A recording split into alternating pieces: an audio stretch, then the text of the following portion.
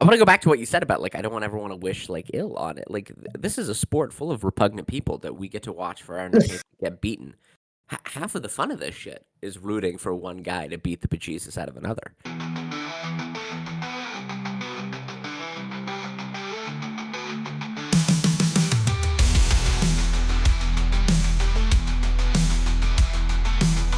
All right, welcome to another episode of Two Fight Fans, where we talk about all things in combat sports. I'm one fight fan, Colin. And I'm the other Stuart. All right, we've got our final UFC event of 2024. This, what do they call it? UFC on ESPN, Covington versus Buckley. Yeah, well, I mean, it's not an Apex card. It is in Tampa, Florida. So it does have a little bit more oomph, but not much. Not much at all. And originally, it was supposed to be Ian Gary versus Joaquin Buckley. Now, see, that's got a little bit of spice to it. That's good. Then they, I guess, well, they didn't find the corpse of Colby Covington. He suddenly, miraculously, appeared in front of them and said, "Oh, I'm ready to fight." Yep. Yeah, like, do we even need to go into that at all? Like, maybe, I don't know. He'd been so adamant about not fighting this year for the rest of the year, even though Ian Gary had been calling him out. He had been asked if he could fight Shavkat Rakhmonov at UFC 310, and it's like his story again was sort of a, oh man, if only I could have made the fight, I would have fought him and I would have won. And he's talking all this shit, and then suddenly, a week later, here he is, ready to fight. Apparently, yeah. What's your hope for this fight, Colin? My hope. Yeah. What outcome are you hoping to see? What are you hoping to learn? Or are you just like, may the best man win? I'm just excited to see whoever wins win. Well, I think we've talked about it a few times, but I am hoping that Joaquin Buckley kicks Colby Covington's face clean off. Yeah. Now, how likely do you think that is? Well, okay, actually, hold on. When's the last time Colby Covington even fought? I think it was earlier this year against Leon Edwards. Sorry, I'm yawning constantly into the mic. But Yeah. I think it was his long-awaited title shot against Leon Edwards. Which was that this year? No, that was the end of last year. Yeah, so it's been a whole year since he's fought. A whole year, and then basically it was a whole year and a half before that when he fought Masvidal. Right. Yeah, and then it was a year before. Oh no, not a year before that. Only like 6 months before that when he fought Kamaru Usman. Wow, he's really not had as much. He got. Did he win an interim title against Rafael dos Anjos? I can't remember. Yeah. But yeah, ever since kind of that first Kamaru Usman fight, he really has just kind of stuck around the title picture and been able to take one fight a year at most since 2020. Yeah. And just somehow remain endlessly in the top 5 in the UFC, and he just keeps getting title shots or title eliminator fights against former champions or big stars. He really is loved by the UFC, and I don't know why, because his fights usually aren't all that exciting. No, they aren't.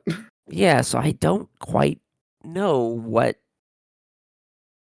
I know he's got the Trump connection. He was the first guy to really like try to play up MAGA as an entire personality style. But yeah, I don't get keeping him around. But his last fight against Leon Edwards, what do you remember from that fight? Jeez, what do I? Not much. It sucked. It was a terrible fight. Yeah, let me pull up that card actually. I mean, Colby Covington looked extremely washed in that fight. I guess like the 3 telltale signs that someone is washed is 1, they don't throw punches, right? Or offense, really. They're too hesitant to even engage to throw offense. Colby Covington like barely threw any offense. He just tried to like circle around the ring. He claims it's because he broke his foot in the first round, but you can at least Yeah. try to be doing something.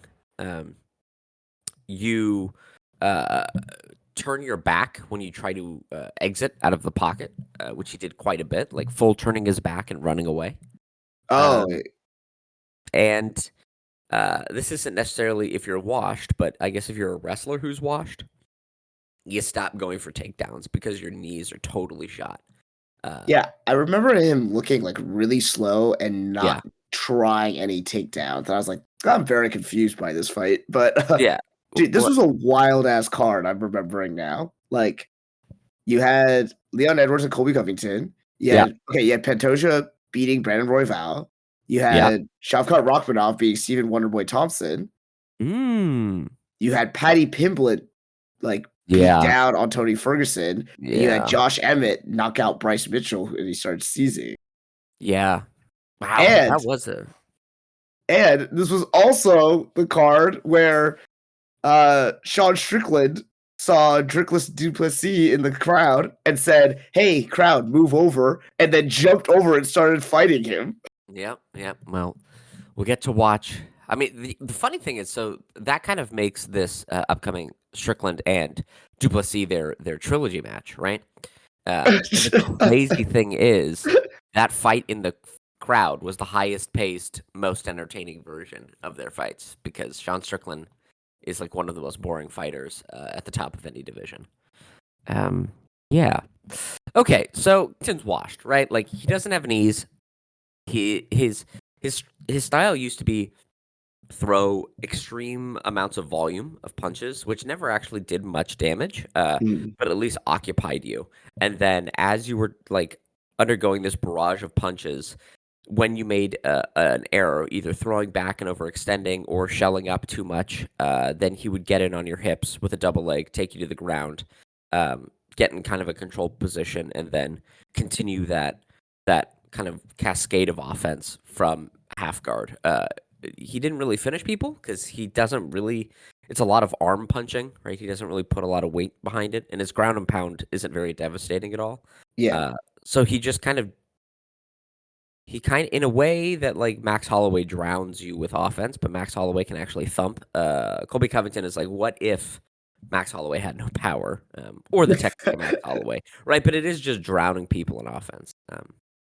That's a style that is, I think, his body's not been able to do for like the last 3 years. yeah, Um, he's just old. He doesn't have knees, so he can't grapple as effectively anymore. He looks a little shot worn, so he's even hesitant to throw. And when your style relies so heavily on consistent volume, uh, that's a bad recipe. Um, yeah. on the other hand, what do you want to say about Buckley? Like, now you got it right. He did knock out Stephen Wonderboy Thompson, even though he was losing like 13 minutes of that 15-minute fight Yeah, until he got the KO. He didn't look particularly impressive against Rizaboyev when they yeah. fought. That was a He took, really like tentative and tepid affair. I remember. yeah, he beat Vincente Luque, but Vincente Luque, I believe, had the brain bleed before this fight, or maybe it was after this fight. And Vincente Luque is washed, right? He's an old man fighter. And then before that, it took him 3 rounds in a tepid decision to beat Alex Morono, the man I have claimed is the least athletic person in the UFC. So here's my thing: Joaquin Buckley, he's explosive, he's fast. When he does land, he can knock you out. I just don't. He has never struck me, and even in his recent fight against Thompson, um, he didn't seem to have any ideas about how to land that punch, except I'm just going to try to explode across space. And it took Thompson slowing down after 2.5 rounds to finally have that happen. Mm, So I'm like, how are you going to explode across space against and land against Jack Taylor Maddalena or Ian Gary or maybe Shavkat Rakhmonov because he'll just stand there and let you do it, but then he's going to get to take a piece out of you. yeah, So.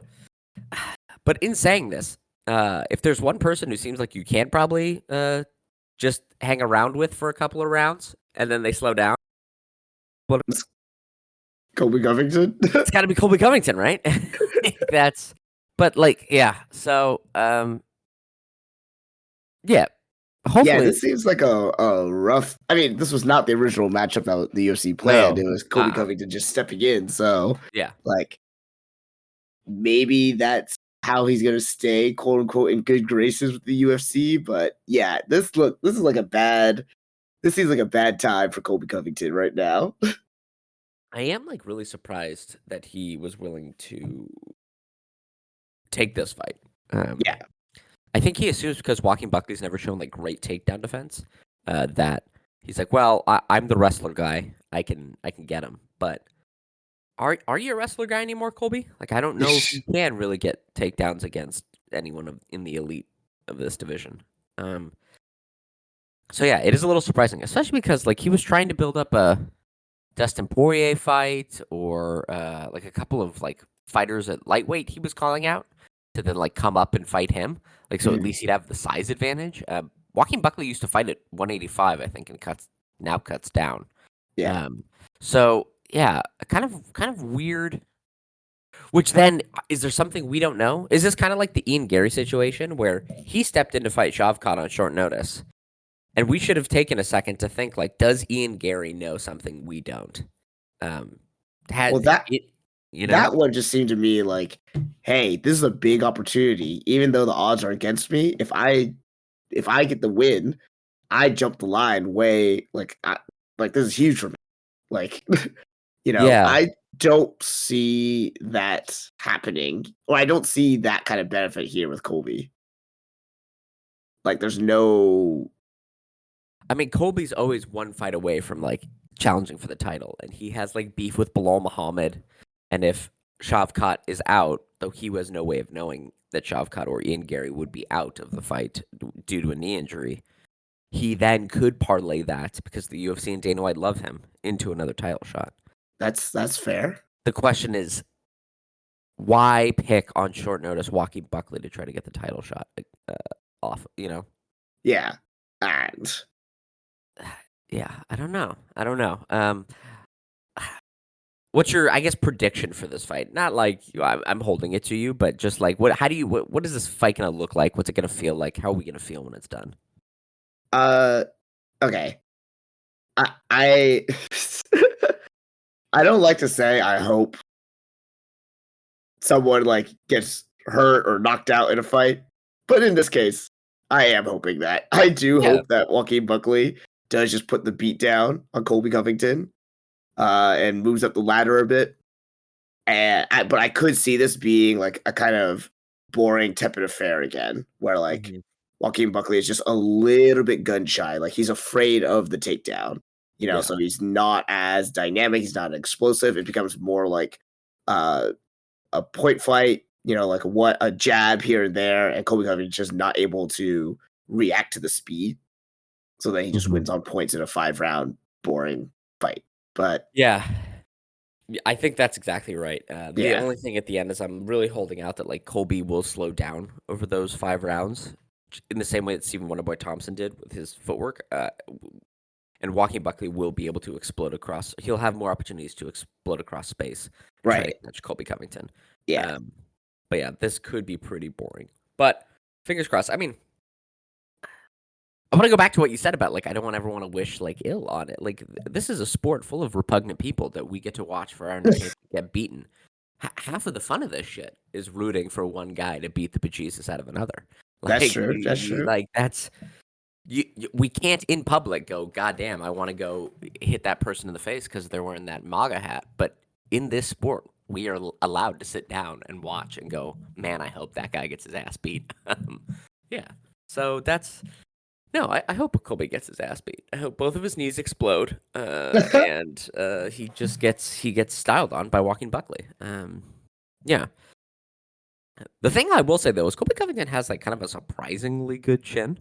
Um, he Mhm. doesn't get hit clean a ton, but in those fights with Leon Edwards, Kamaru Usman, he got hit clean quite a few times. I know in the first Usman fight his jaw broke, but it wasn't like he got dropped and then like pounded out. It was just a doctor stoppage because his whole face was fucked up. Um, Mhm. like he can take some punishment. So yeah, it'll be interesting to see if Joaquin Buckley's able to crack the chin overall. But Right. Yeah, I think it'll probably be That's a good boring. I think point. it'll be 4 rounds and then maybe walking in the 5th will. But also, we've never seen walking Buckley go to the 5th. And we do know Colby Covington does have cardio, even if it's diminished from his peak. So it could be this thing where walking Buckley actually gasses as well, and then it becomes Mhm. really boring. So a bummer, a bummer. It feels like they're trying to wring the last little bit of like juice out of Colby Covington in Tampa, because I think he's a Tampa guy. Um, Oh yeah, he is. I yeah, think. but God, we need turnover in this division. Yep. We it sounds like they're going to make Sean Brady versus Leon Edwards in London, which is good. That gives Sean Brady a chance to come in and fight Leon Edwards. And kind of take over that old part. But also see Leon Edwards kind of like uh, beating Sean Brady. I don't think it's like a sure thing. We still got Kamaru in there. I don't know what they're gonna do with him. I also feel like he just kind of doesn't want to fight. Um, Stephen Thompson's still in the top 10, which we don't need. Vincente Luque's in the top 15, which I don't understand. Mhm. Yeah. Well, Anyway. he just got his win. He got his Anaconda choke win, baby. Yeah, but like he's never gonna fight for the title. Like he's an Yeah, old no. man, right? He should be fighting Michael Chiesa, um, not Nick Diaz. They gotta stop trying to bring Nick Diaz back. Yeah.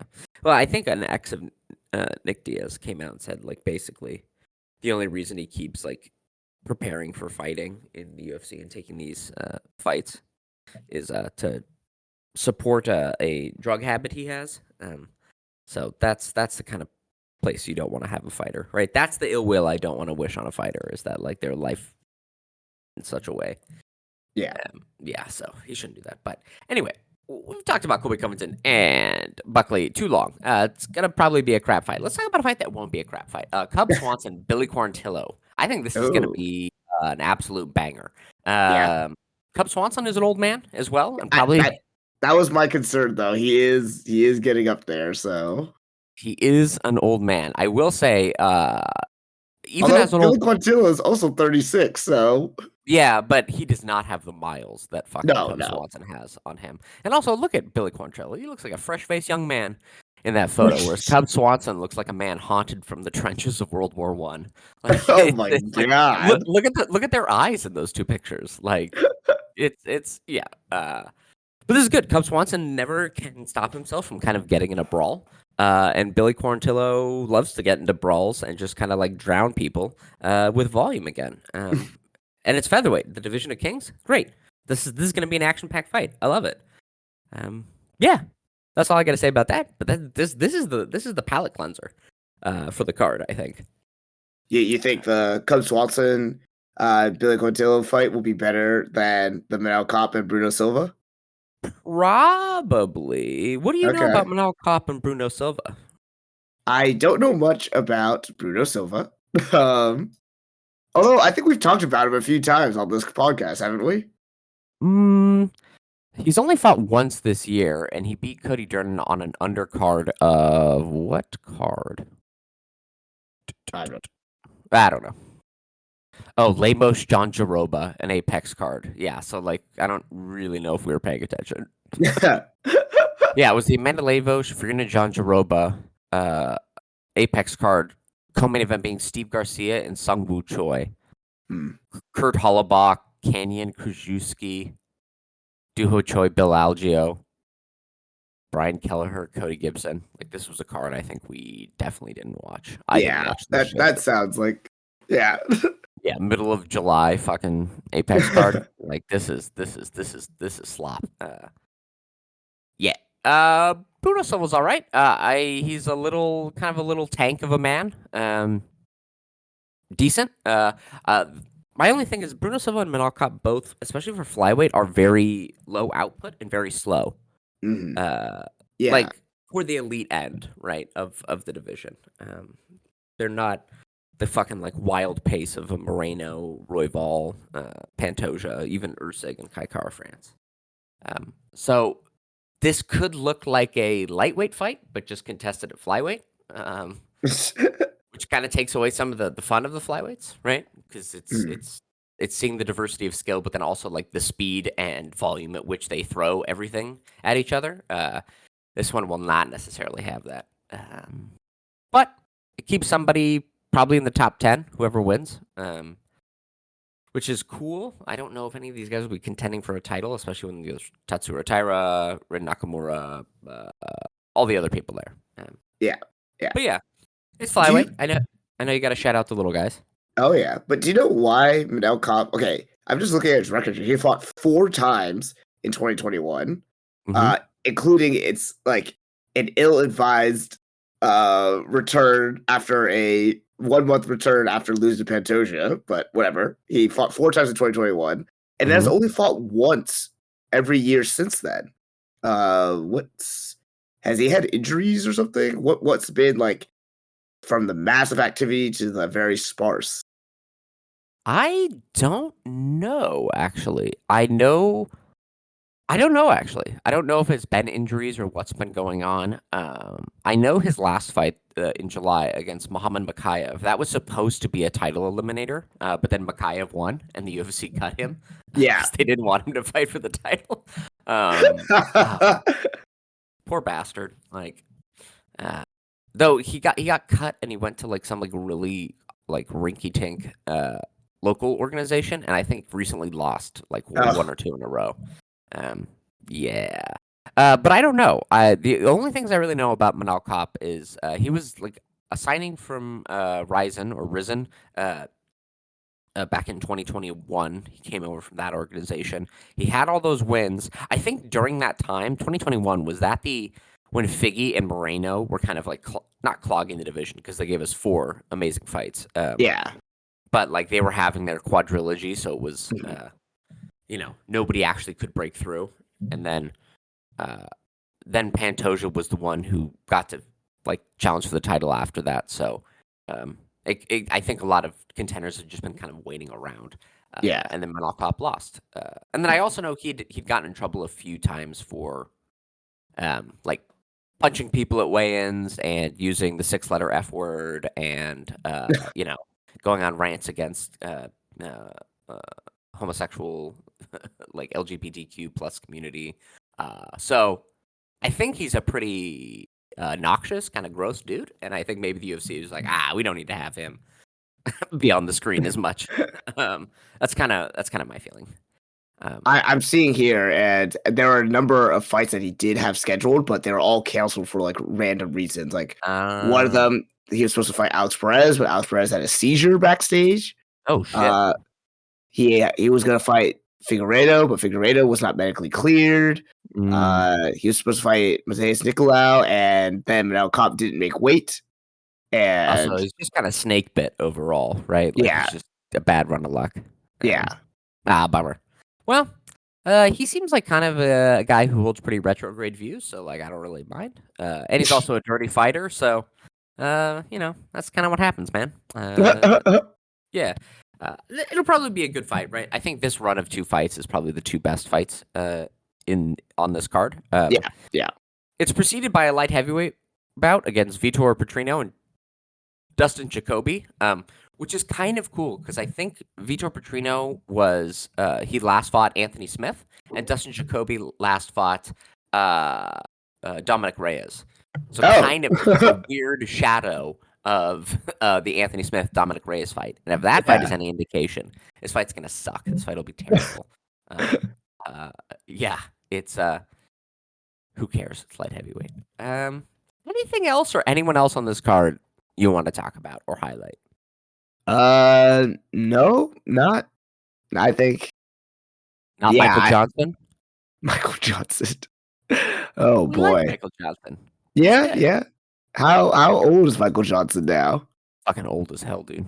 Yeah. Not for the earth, for the cage. He's 38. Whoa. His record has definitely not what I remember it being. Yeah.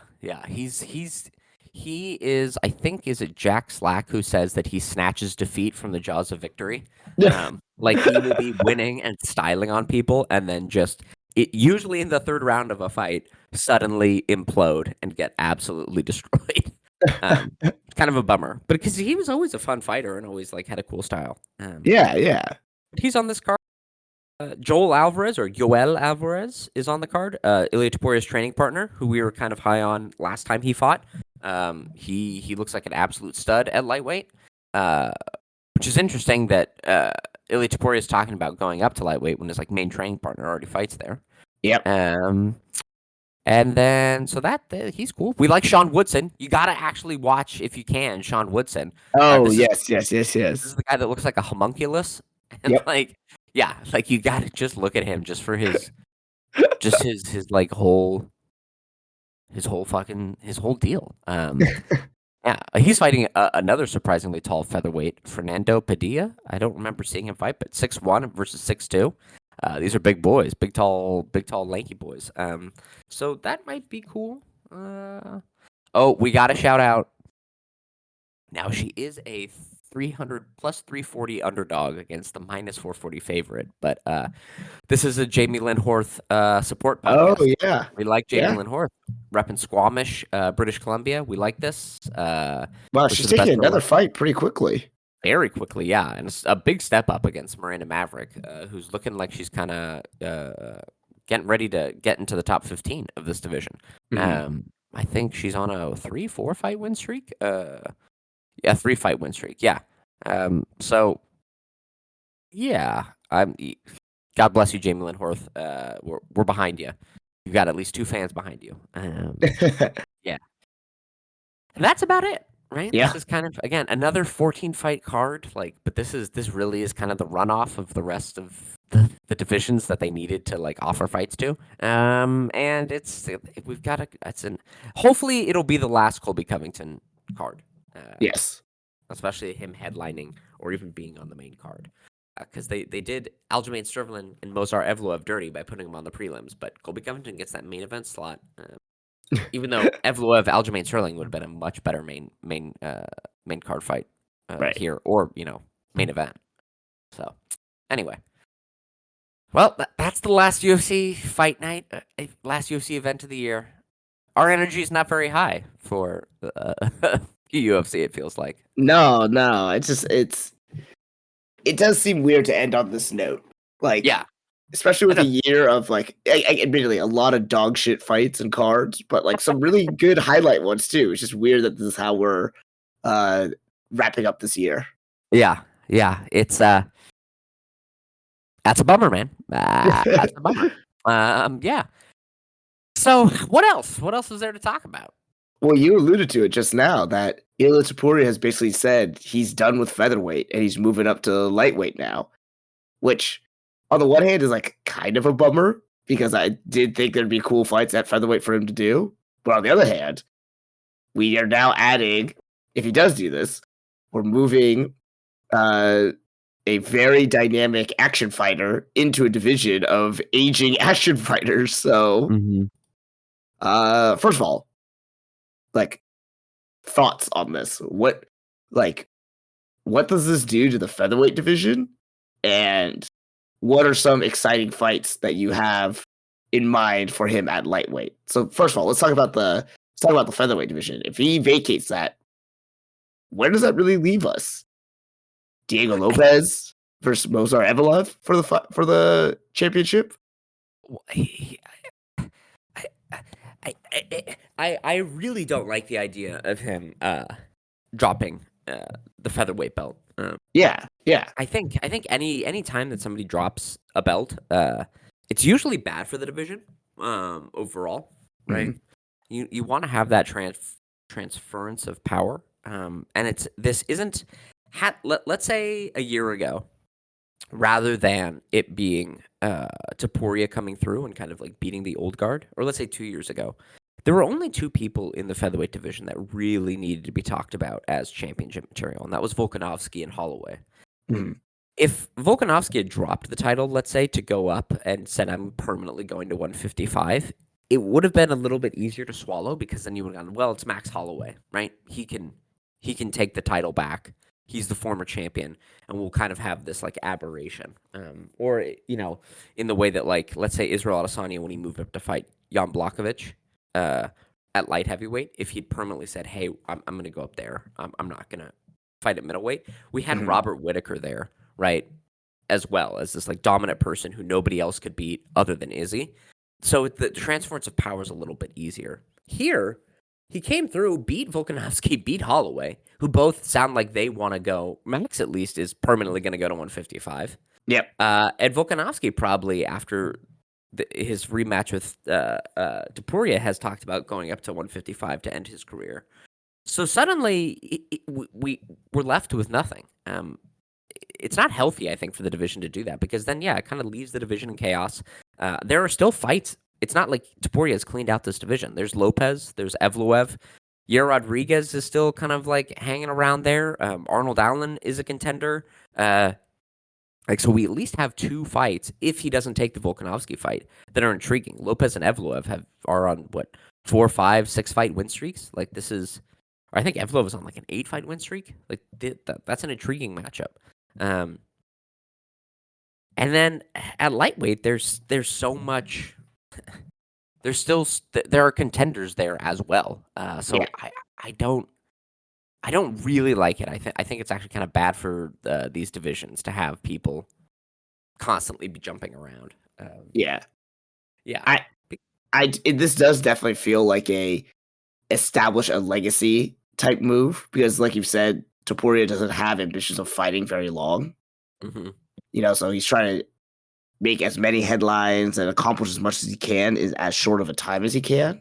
Yeah. That's what this feels like. But I don't see why he can't like try to become double champ, like stay Yeah. at featherweight, unless he just like actually struggles cutting weight or doesn't like doing that. And it's just like, all right, fuck it. Like, I'm just going to go up and keep doing what I do up there and see if Yeah. my skills and power translates up into the higher weight division. Yeah. I mean, he has fought at 155 before. I will say, like, he is supposedly doesn't cut a ton of weight to 145, especially compared to like Volkanovski and Max, who are pretty big for 145. Like rumors had it that he would probably like if he really had a dedicated cut, he probably could make 135. Well, Yeah. So I I will say like he could go for the double champ thing. Islam Makhachev's reign, I think, has been so clogged with. I mean, what he has 3 title defenses, or 2. How many title defenses does Islam Makhachev have? Either way, 2 of them are against Volkanovski. Somebody else coming up and trying to do double champ status. He has 3, and then the other one's old Dustin Poirier. Like it's important for also the lightweight division to have these young up and coming challengers. Arman Saryukin. I mean, Max Holloway might be able to earn a title shot. He just beat number 3 Justin Gaethje, yet he's ranked number 5. Looking like he might come back. We've got Hanato Moicano trying to fight into higher rankings in the top 10. We still have Benoit Saint-Denis, Paddy Pimblett's in there, right? Like there are young people to come in and fight against Islam, and Islam even has designs on going up and fighting at welterweight. He had yeah. talked about how he would have done that if Leon Edwards had won rather than Bilal Muhammad. Mhm. And if Shavkat Rakhmonov beats Bilal Muhammad, like he might go up or whatever. I kind of like the idea that Ilia Topuria, rather than going, I just want double champ status, and then that clogs up both divisions, right? Because then a challenger in either of those divisions can't fight. Going, I'm gonna vacate the belt, move up, fight Charles Oliveira to earn my title shot. Yes. I prefer that rather than him being like, I'm just gonna sit on this belt and then double champing it. Yeah. Yeah. I don't. How much do you think that this is maybe just like a negotiating in the media tactic to try to get a fight booked faster? For Topuria? Ilya. Yeah. I mean, he's not one that has been like, I want to stay active and fight like every 3 months. So, But how much of that is like the UFC kind of being like, hey, we're saving you for these big cards, or we need you to wait till fight once a year or whatever, right?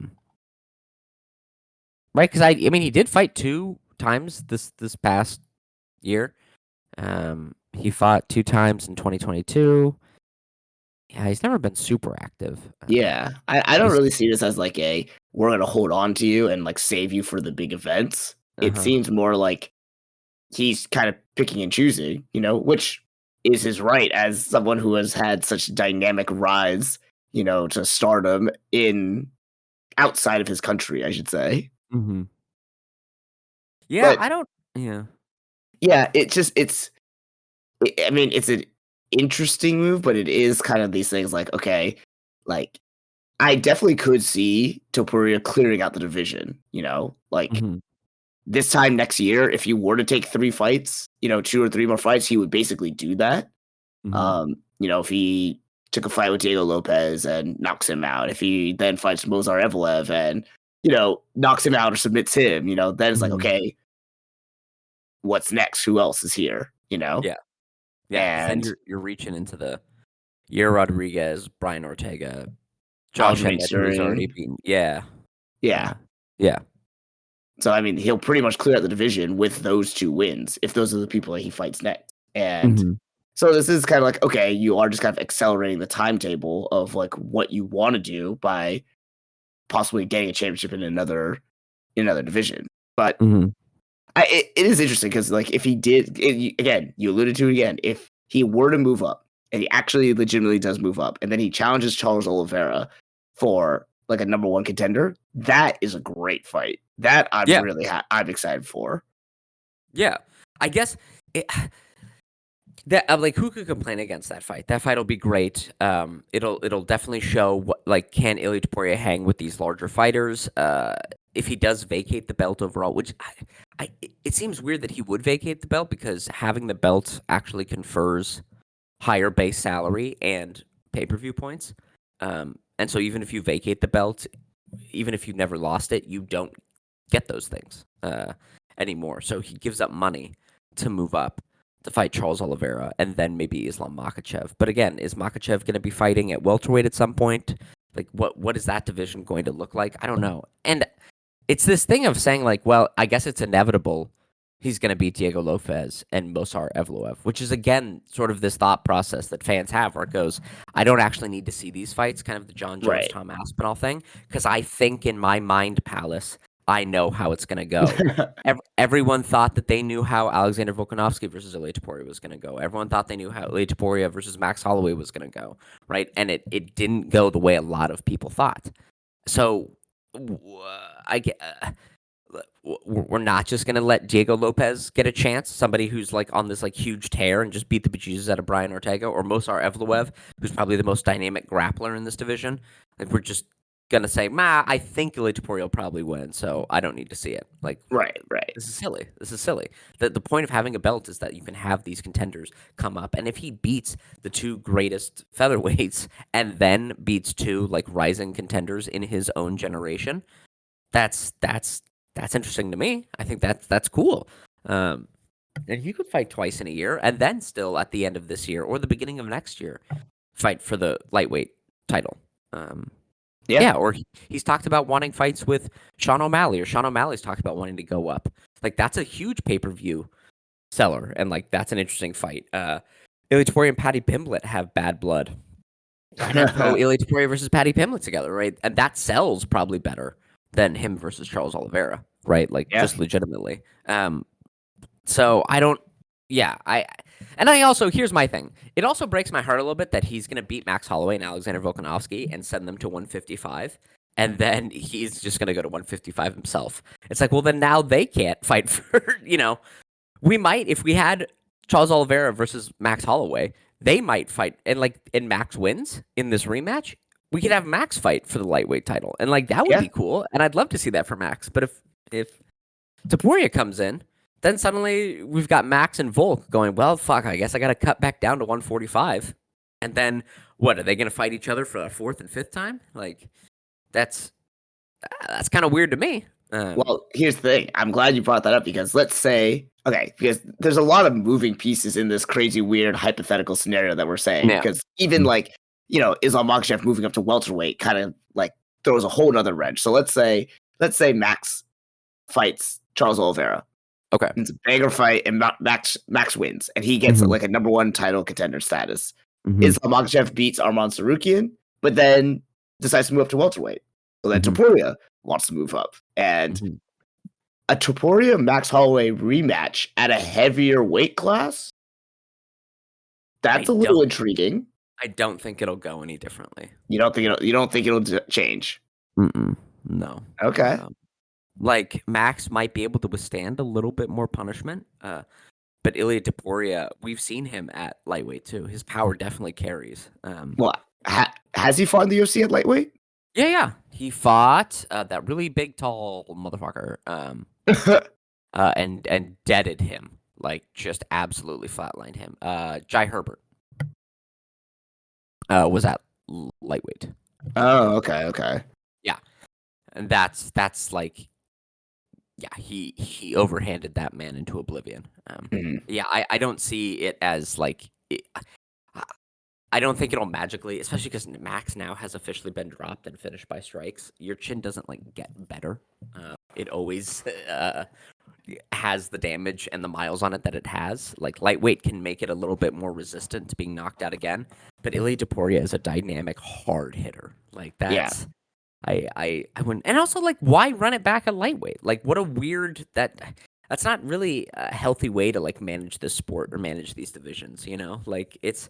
I don't know. Nobody was clamoring for a rematch after their last fight. So, like, suddenly having them fight again, that doesn't feel right. Especially because it doesn't feel inevitable, right? It's not the sort of Max and Volkanovski trail where it took Max quite a few fights of beating every top contender until he finally got a third crack at Volkanovski. But it felt inevitable. It felt like, well, there's no other fight we can make because each one of them just keeps beating every other contender.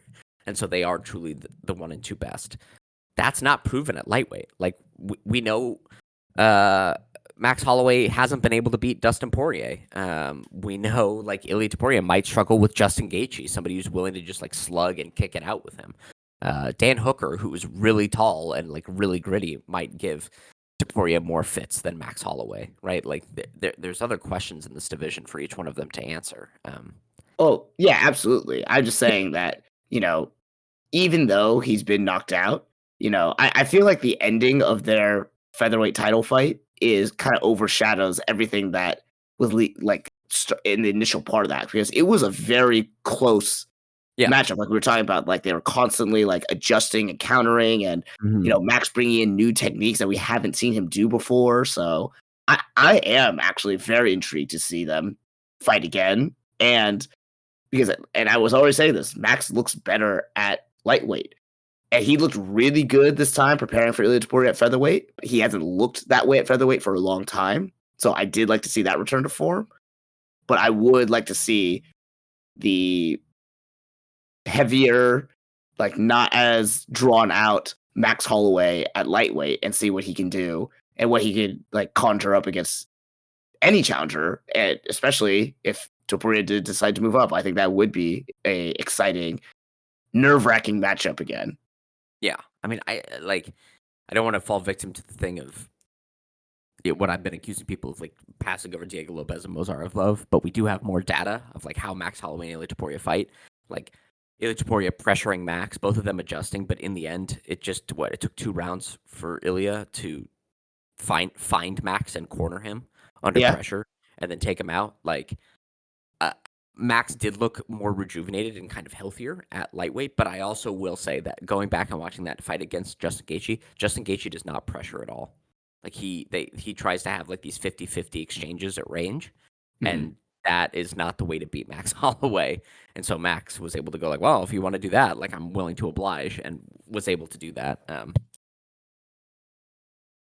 Yeah, I don't know. I mostly I don't like how kind of like it would fuck over, it feels like, 2 divisions and 2 really dynamic divisions, featherweight and lightweight. And then I guess Volkanovski would fight Diego Lopez if, let's say, Ilia Topuria left for the now vacant title, which is a fine fight, but we saw Volkanovski get like absolutely destroyed by Topuria. I assume he'd probably beat Diego Lopez. And then Volk has said like he wants that featherweight title back, but then he also wants to go up to lightweight one more time. So again, is it going to be this thing where like Volk beats Diego Lopez, then he leaves the division and goes up to lightweight and then fights maybe Topuria again? Like it seems like it's a lot of unnecessary, hey, we're going to inevitably have these other matchups. Why not just do them in the division where we can just keep the division moving healthily. So yeah, I don't care for it. Like Topuria's not cleared out of division yet. Islam Makhachev really hasn't cleared out his division. I think him versus Shavkat is like a fascinating fight. So I'd be interested to see that. But yeah, like I don't. People constantly jumping. The only person in the UFC who I think really, or I guess there's two who have a claim at like jumping to the next weight division is probably Pantoja because he's essentially cleared out the division, and Alex Pereira essentially because he's cleared out the division. Right? Sure. Like those are the only two. And I don't think you actually lose anything by getting a new winner. Like, let's say Diego Lopez and Mosar Evloev fight for the vacant featherweight title or something. Like, you don't feel like, oh, well, that's the best featherweight in the world, right? You go, well, Max and Ilya and Volk are no longer fighting there, but they could probably win, right? So it kind of makes it like, well, what the fuck? What's the point of this division? This is the division of kings, and now you're just going to make it the division of like peasants. Don't do that. Don't do that. The king must reign. That's what I say. Yeah. I don't know. If Topuria did move up to 155, what's the one matchup in the top 15 that you think you'd be most interested in seeing? Charles Oliveira. Charles Oliveira. That's a good one. It is a good one. That one's going to be at least competitive. Like if he fought, Paddy Pimblett, I already that, I know what's going to happen though. Like yeah, but I want to see it. I want it to happen. I want to live in the world where it happens. Do you prefer the Charles Oliveira fight, or what do you think of Topuria just immediately coming in against Islam Makhachev, or I guess the winner of Islam and Arman? I would like him to fight once at lightweight. Okay. So now why not against like Dustin Poirier or Justin Gaethje, like an aging action fighter? So even if he wins, like it's not knocking out a contender. Yeah, those would work too. You know, I just really would like to see him and Charles Oliveira. I think that has a recipe for insane fireworks there. Mm-hmm. Yeah. Now, what of this other rumor? Because what I had seen is that he had said like I'm not going to fight at 145 anymore, even though he said he was giving Volkanovski his next title shot. I'm not fighting at 145 anymore. I want to fight Charles Oliveira. I want to fight like in March, right? It sounds like he wants to fight sooner, right? He's said he wants to leave the sport when he's 30. So that gives him 2 more years, which I assume he wants to get like 2 fights a year probably, so 4 big fights. So maybe Charles, Islam, 2 more big action fights. Rumor has it that the UFC is maybe thinking of putting him on ice until the end of the year, at which time they will have a money fight between him and Conor McGregor, because that'd probably be their biggest pay-per-view sale possible in the world, and then you put it in Spain or you put it in Ireland, right? What do you think about that fight? Are you interested in that fight at all? I don't care at all. Okay, well there you go. I mean, okay, no, it's like, okay, for the storyline and the trash talk and everything, sure, it'll be entertaining, but like, I don't fucking like, yeah, like we were just talking about like moving people around and doing this and like for the sport, that fight does nothing. Yeah. It doesn't, all it does is, I mean, okay, let me rephrase that. It'll get people paid. And that's a big part of the fight game, is getting paid. That's the whole game. But in terms of actual status and like movement within a division, no, it does nothing. Because if you say you do it at lightweight, okay, Conor McGregor is not ranked at lightweight. He is not heated at lightweight in a long time. He has no standing there. So yes, you have, if Ilia Topuria wins, yes, you have a win over like the biggest name in combat sports, one of the biggest names. But at the same time, it's like, well, he hasn't really done much with that. So like, I think you underestimate how much status is conferred just by being the most famous fighter in a sport.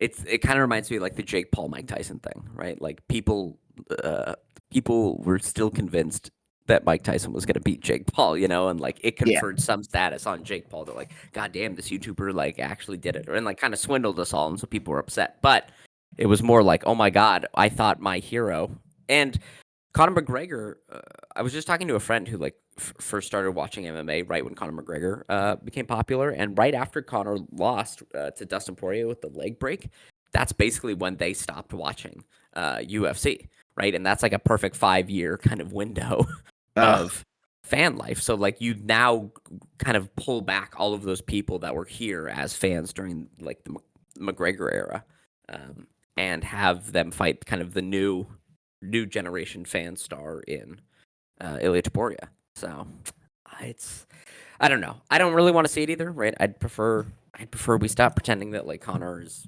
one ever going to fight again, though he might to pay all these legal fees. But yeah, I don't know. No, I mean Ilia Topuria should just fight Diego Lopez or Mozart Evlo. Or I guess give Volkanovski the rematch, but I'd actually prefer if Volkanovski just moved up to lightweight. Like Volkanovski versus Dustin Poirier or Justin Gaethje is interesting, or Volkanovski versus Charles Oliveira is interesting. Um, yeah, anyway, yeah, I think all this jumping around is bad for the divisions. I wish people would stop doing it, and you only do it when like there's a clear reason to, or somebody really really needs to. Right? The UFC used to be so allergic to it. Conor McGregor, you had to be the biggest star in the UFC ever to ever be allowed to even go up and challenge for a title, and then suddenly they saw that added a lot of acclaim, and so they like went slap happy with it and let everyone jump up and try to do Yeah. it. And it's like there are other fighters where it made sense, but a lot of these fights, it seems like people get the title and they're like, I only want one or two defenses, and then I want to go up and fight for a different belt. And it's like, when you get the belt, you kind of owe it to these divisions to allow challengers to come and test themselves against you and see who the best in the division is, because that's what keeps these divisions alive. Yeah. Um, I, yeah, I agree. I yeah, do have one question because we've been talking about a lot of people jumping and moving. So, yeah. okay. And we've talked about the state of the lightweight division. In Mhm. a year and a half, we're going to lose like the top 5 fighters, maybe these Yeah. action fighters who are just, they're just aging out. That's just what happens. Mhm. Either retire or the skill set, the weight, the age, the wear and tear is just going to build up too much. So we'll have a new generation of people moving up. Mhm. Be more excited for this new generation of lightweight people or these featherweights coming in and maybe just supplanting that old generation. Like which of those two groups is more dynamic, more exciting, and therefore actually more healthy for the division? Well, I think once like there is this graduation of, because what we'll probably lose Justin Gaethje, Dustin Poirier, Charles Oliveira, Michael Chandler's already basically gone. Beneil Dariush will probably be gone as well. Islam Makhachev will probably in maybe 2 years retire, a year or two retire as well. So yeah, now we're left with Arman Tsarukyan, Dan Hooker, who's already kind of old and long in the tooth as it is, Mateusz Gamrot, Hanato Moicano, Rafael Fiziev, Benoit Saint-Denis. Yeah, like I think the interesting thing is having those guys fight against, let's say if Ilia Topuria does move up in a year or two, or Max Holloway or Volkanovski. The Volkanovski's 35 or 36, like he's pretty old too. He's probably going to be gone. And so is Max Holloway probably. Um, I, I think getting the featherweights to then move up and like kind of take over, like that's fine with me. That's cool. There was a period where that happened between middleweight and light heavyweight, Mhm. where a bunch of like middleweights that were not very good moved up to light heavyweight and found a lot more success. That's kind of normal. I mean, that's the same thing with welterweight, right? Sean Strickland is a former welterweight. Dricus du Plessis is a former welterweight. Robert Whitaker, even though he moved up a long time ago, is a former welterweight. Right, like that is kind of the natural order of things. It is weird when you have like a really it would be like if Bilal Muhammad, Shavkat Rakhmonov, Jack Della Maddalena, and Ian Gary all moved up to middleweight suddenly right now. Right. And you're like, well, what the fuck did you do to the welterweight division? And also, like, middleweight's doing okay. We don't need to suddenly start clogging it up even more with people. Right. Yeah. Well, no, I was So just saying like who is which of those two groups is more exciting to take over the lightweight division? Because you either have a division of like the Max Holloway, the Ilia Topuria, the Alex Volkanovski, like rising from featherweight to take over lightweight, Mhm. or you have the Mateusz Gamrots and Hanato Moicanos and Mhm. dare I say it, Patty Pimblets taking Mhm. over lightweight. You Yeah. know, I don't know. You tell me. What do you find more exciting? Because I'm more like just made the best man win on that, you know? Yeah. No, that's fair. Yeah, yeah. Like I do think it should be, again, you know me, canonical order. Best Yeah. man should win, best woman should win. But I do feel like those three in particular, they are incredible talents at the featherweight. And they've shown at lightweight as well. Mhm. So while it does add more talent and more competition in one division while taking it away from another, I think it does put them, in a division that is still that just makes it more exciting. And we've talked about it. Featherweight has been the division of kings for a long time. There will always be, I don't want to say always, but there will be contenders there still, and it will still be an Mhm. exciting division. Yeah. Yeah. Anyway, yeah, I mean, yeah, yeah. I mean, it'd be good to see Volkanovski because I'd still pick Volkanovski against a lot of the people in the top 10. I'd still pick Max Oh yeah. Holloway at lightweight and featherweight, right? Like, so yeah, I think just keeping the train kind of on the tracks rather than jumping and switching lines every 10 seconds is the way to do it. Mhm. But yeah, I think when that whole older generation does graduate, though, Armin Suyukin probably will ascend to be kind of the long reigning champion in that division because he's pretty Mhm. young too. Yeah. Anyway, all right. Well, we've kind of blathered on now about the lightweight and welterweight and featherweight division and this Colby Covington card. But that's about it. Yep. Anything else? No, that's all I got. All right. Well, this has been a Two Fight Fans podcast. I'm one fight fan, Stuart. I'm the other Colin. Join us next week. We'll talk. It'll be end of the year. We'll talk about Usyk Fury 2, and we'll talk about Oh yeah.